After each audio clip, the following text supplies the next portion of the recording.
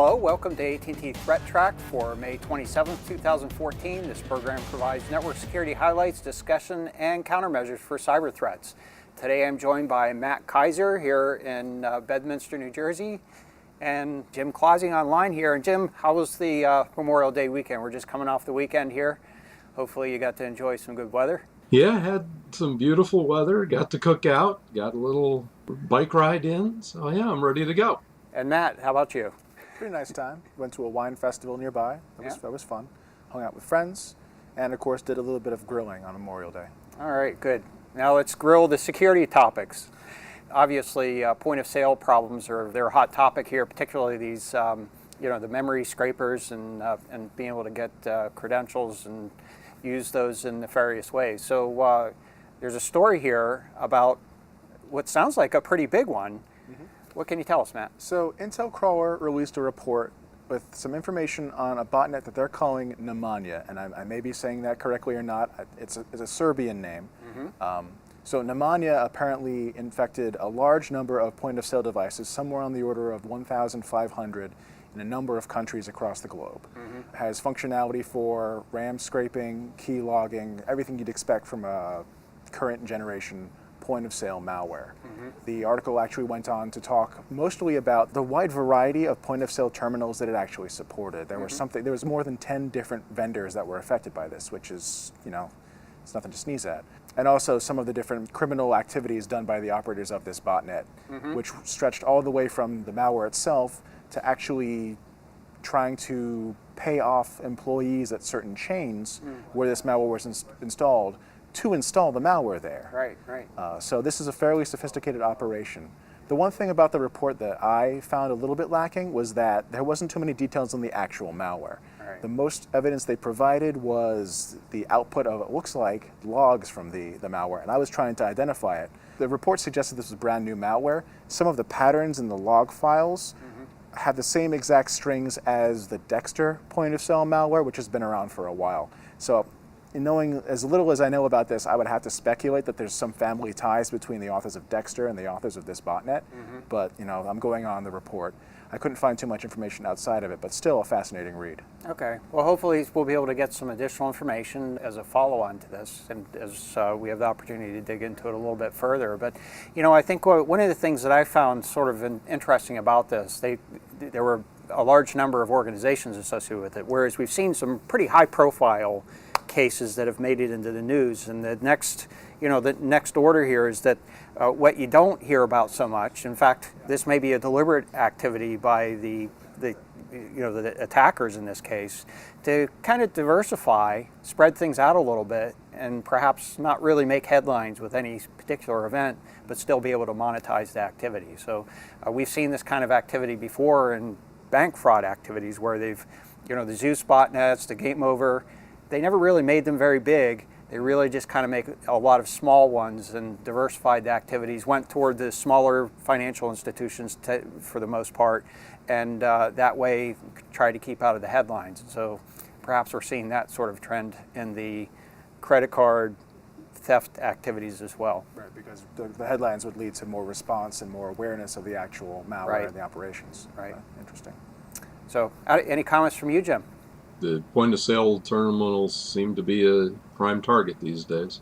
Yeah, I think we're in a transition period where I think it's recognized that the technology needs to change. And in fact, there's been a big push toward hardware components, either as a part of the credit card itself or at least as a part of the scanning process so that it gets encrypted before it actually gets into any software processing system. That gives you much better protection against the theft of the credit card's information itself. I think we're in that transition period where the technology to do the protection is just lagging, and it's partly because you need that smoking gun to really get a good investment behind it, to get people to put money in front of the problem. So, good point. Next thing here we have, well, actually we're always concerned about something to do with mobile devices. What was the name of the malware? Was it the Black Shades? Is that right? Black Shades Rat? Yeah, Black Shades Rat. So this kind of feels like a little, maybe a little bit of a merging of the two. So Jim, what can you tell us about this new Android problem that was picked up? This is from a blog post last week from a guy, I think his name is pronounced Simon Sedor. He's a computer science student. As part of a team project in a network security class, they were talking about using cameras on PCs and that kind of thing without turning the light on, so without making it visible to the user. You know, exactly the kind of thing that was happening with the black shades that we talked about last week. But this guy decided to take it a little further and see what could be done with mobile devices. And he took a look at the Android device, and since that's the easiest one to program for, and he had a Google Nexus device that he could play with. And what he discovered is that there are ways to make it almost impossible to detect that the camera is being used to take pictures or video. And it used a couple of standard techniques that ordinary Android apps are going to use. It was a little bit of a wake-up call, I think, for folks. These little devices can be used, you know, the cameras in them, or potentially the microphones can be potentially used without the user being aware of it. There are some things that you can do to protect yourselves, and they're the same kinds of things we talk about all the time. One of the things is look at the permissions of the apps. He wasn't able to make it, you know, use the camera without first requesting the permission to use the camera. So, you know, look at the permissions. Do they need to have background services running? Obviously, keep your Google account secure. Turn on two-step authentication when possible. The big one that, and I know I have a tendency to not do it as much as I should, is if you're not using the apps anymore, uninstall them. Right. Get them out of there. Pay attention to battery consumption, bandwidth consumption, you know, all the standard things that we normally say to be on the lookout for. But this was it was not anything particularly new and groundbreaking. It was just using standard techniques that Android apps use, and, you know, some novel things that folks have used in the PC world for a long time that I hadn't seen used in the Android world. But it turns out that it's not really that hard to do, unfortunately. All right, so help me understand a little bit, or make sure I understand correctly. This is a case where once you have an app, you give it permission to run the camera, or, you know, get access to the camera, and you give it permission to run as a background service, then effectively it can go and take pictures whenever it likes. Is that right? Yep. Well, and in fact, it's not necessarily that you have to give any particular permission for it to run a background service. That's not a different permission. It's just the app, when it fires up this background service to keep it running so you can get notifications and that kind of thing. A lot of apps do that. But right. if the app has permission to use the camera, there are some supposed safeguards that folks thought were protecting them, like, you know, that it has to have something visible on the screen in order to use the camera. But it turns out that all that's necessary to be visible on the screen is a 1x1 pixel, which you can hide in anything. And with the resolution you can get on these screens now, most human beings are not going to notice 1 pixel in that entire display, even if you know where to look. Definitely got my attention. Yeah, absolutely. Matt, did you? The 1x1 pixel trick reminds me of the early days of the web. Right. When you would have, you know, pixel bugs tracking on, you know, you go to a website and it would load all these tiny little 1x1 GIFs, and it would say back on the back end, okay, someone pulled down that file. They've obviously been to the site and they can use it for metrics. Yeah, and it's I think this is one of these subtleties where it becomes a balance. You know, you'd like to be able to control the permissions in a more refined way, but ultimately, if you get I mean, I think it's a little bit overwhelming as it is. If you go through all your apps and are trying to figure out all the permissions for all those, you're effectively turning into a system administrator. It's really supposed to be a device that you can use every day and trust it. I think it really comes down to, in the end, is making sure that you're choosing apps from sources that you can trust. And that's kind of tricky in itself, but at least if you're using the mainstream stores, when people start filing complaints, you say, that there are things going on here, it's going to start getting better scrutiny. So I think that's really where you need to go with a lot of these cases, just to keep it practical.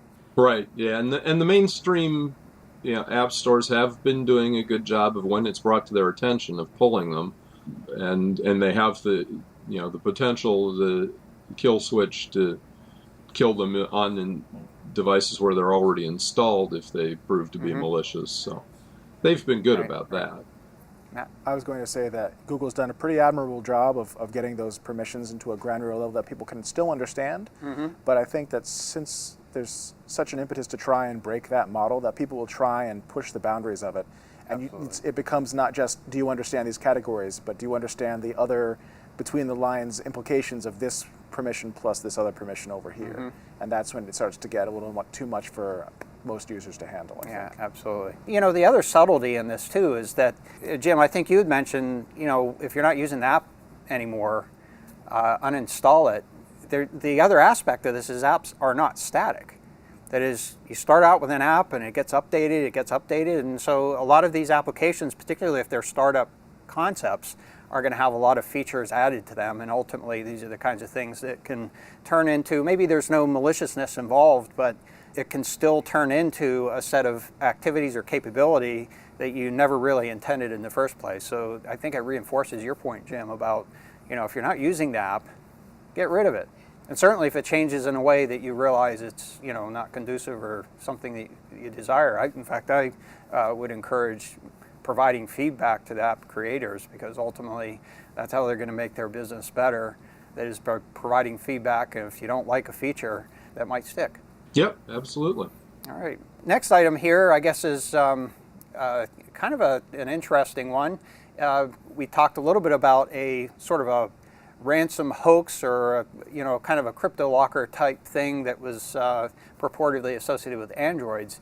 This one has a little bit of a similar flavor to it. Can you tell us more, Jim? Yeah, this one actually hit the website for the Sydney Morning Herald earlier today. A number of folks with iPhones and iPads were getting pop-up messages via the Find My iPhone feature that their device had been taken over, and they were told to send money via PayPal if they wanted to unlock the device and get control of it back. It's not clear exactly how they're getting access to manage to lock the device.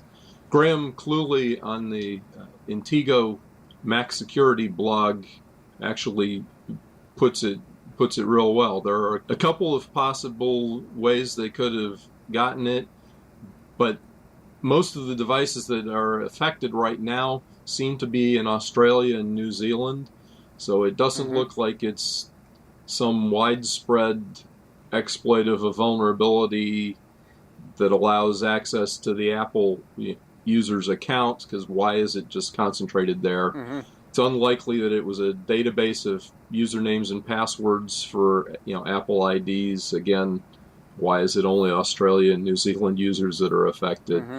At present, the best bet is that there was some other service that's popular in Australia and New Zealand, probably had a breach, and it was password reuse. Because what happens is that the bad guy somehow did get access to their Apple ID account.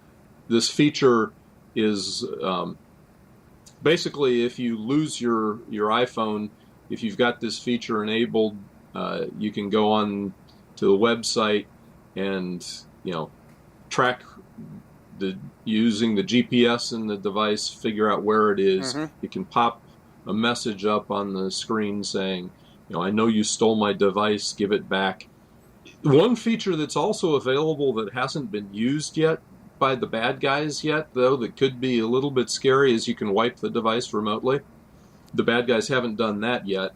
And it turns out, if you've got a passcode configured on the device, you can't actually get back into your device.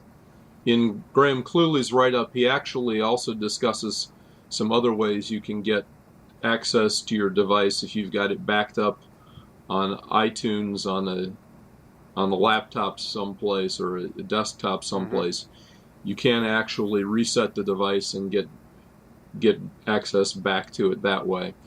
But at that point, you do need to go change your iCloud password. One suggestion is to turn on two-factor authentication for it. Apple offers it, so that's probably not a bad move. I'm sure there are other ideas that I'm not thinking of right off the top of my head.